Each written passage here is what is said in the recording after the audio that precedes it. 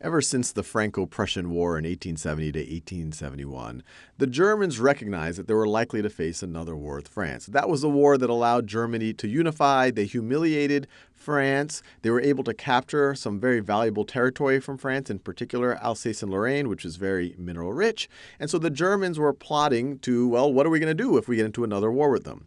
At the same time, once France and Russia had this alliance, Germany fully recognized that if there is a war with France, it's likely to not be just with France. It's likely to be a two-front war. On the Western Front, it'll be a war. They'll be in conflict with France, and on the Eastern Front, they'll be in conflict with Russia.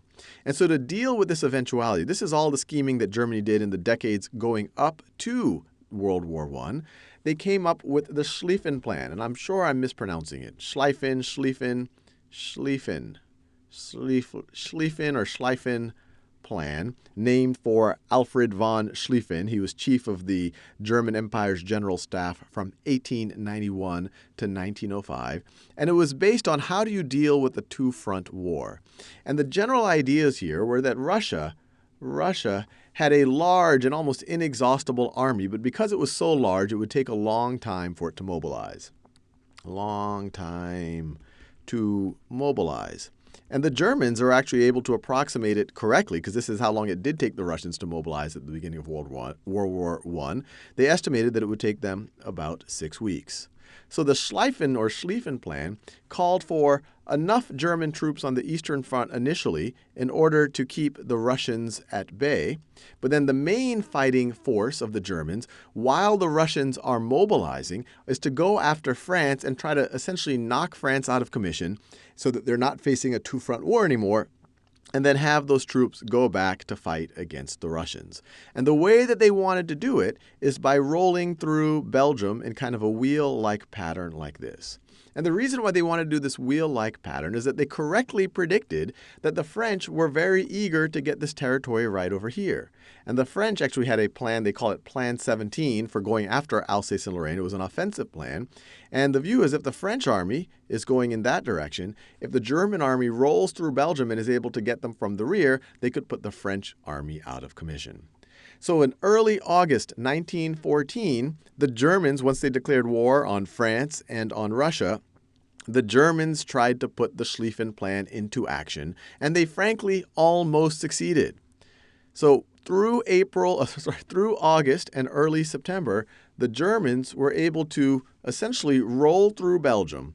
Were able to roll through Belgium and keep the combined mainly French forces, but there was also some assistance from British, to keep them on their heels. And this happened all the way until early September, when they get near the Marne, or a little bit past the Marne River in France. And it was here that the 6th French Army, and when we talk about armies, we're talking about huge numbers of troops. The 6th French Army had over 200,000 troops in it. When we're talking about the Battle of the Marne, which I'm about to talk to, we're talking about the first Battle of the Marne. We're talking about a battle that involves 2 million troops. So these are battles that are occurring on an epic scale. Just each of these armies, this army or this one, right, or even the German armies, we're talking about hundreds, tens to hundreds of thousands of troops. In general, an army you're talking about over 50,000, 60,000 troops. So what happens as you go to early September, especially September 5th, 1914, the 6th French Army recognizes a mistake that the 1st German Army made. By trying to roll around like this, they exposed their right flank. So right over here would be the right flank of the German army. And just as most mammals, our flanks are kind of our weak spot, that area between your ribs and your hips, the same thing is true for armies. The front of the army tends to be where you have the strongest forces, and then you have your supply routes going back. So if you can outflank an army, and that's why a lot of military strategy is designed around, you can hit an army in its weaker points. So by September 5th, the 1st German Army recognized this, but it was too late. By September 6th, they were in battle. They were essentially being confronted by the 6th French Army, and by essentially turning to meet them, by turning to meet them, they created an opening between them and the Second German Army. And that opening was the French and the British were able to take advantage of that to essentially put the Germans on their heels after a month of advancing. And so right over here you have the various French armies, and they were assisted by the British Expeditionary Force. And so from the Battle of the Marne, which was essentially, most historians would say, between September 6th or September 5th, September 6th, and September 12th, they were able to put the Germans on the retreat.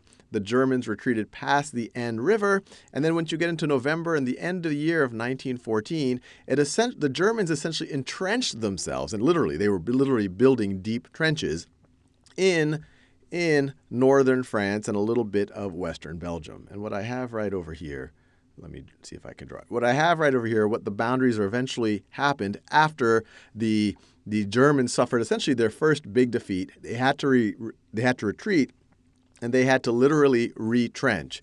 And this is what the borders would then be like. And these were literally trenches getting dug here. And these borders, this first stage of the war was hugely dynamic. You had armies moving fairly rapidly over a period of weeks and months. But then once the Germans retrenched, you have roughly this position being static for the next 3 years in the famous trench warfare of the Western Front that you might have seen movies on. And I want to emphasize, this was a big deal. The first Battle of the Marne, sometimes it's called the Miracle of the Marne. If the Allies, if the French, with British help, were not able to push the Germans back, they might have accomplished the Schlieffen Plan and actually maybe would have won World War I, or at least been able to win the Western Front fairly quickly and then been able to deal with the Russians a little bit better.